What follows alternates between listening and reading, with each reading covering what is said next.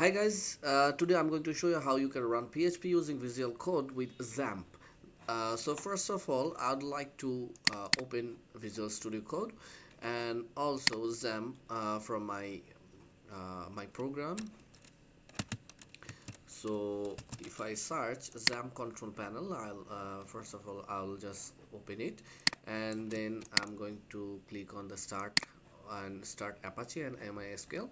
So after that, I will go to my C drive, and if I go to my C drive, inside the C drive, the XAMPP folder is available here, and find another folder which is called XTdocs. So inside the XTdocs you can create any folder if you want. So I'm going to open a folder, but make sure that you don't have a gap between two words. So I'm going to name this folder as my app. So then just simply go inside this folder and click on my right mouse and open with code. It will open the VS Code. So I have closed the previous one. So this is the VS Code opening the folder I have just created. My XAMPP is already running.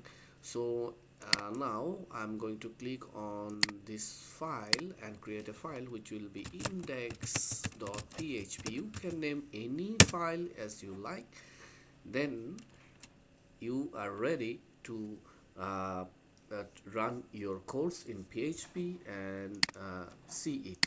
So first of all, I would like to write a PHP code which is PHP. Then I will write a code which is echo.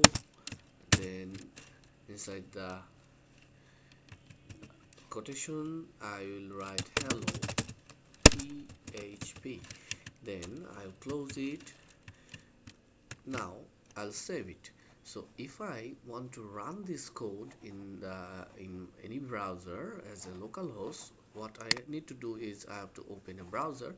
So I'm going to open a browser here and write local host. So if I write it and run it, the folder will be open, which is running in the as a XAMPP folder files. Like these are the files which are actually running here, so in this browser. So now what I am going to do is I'll write my folder name, which is my app. Then give another slash and then write index.php, which is the file name of my PHP file. So I will open it. So now you can see that your code is running here. So if you write another code here, so and if you save it, and now you can see your code is running. So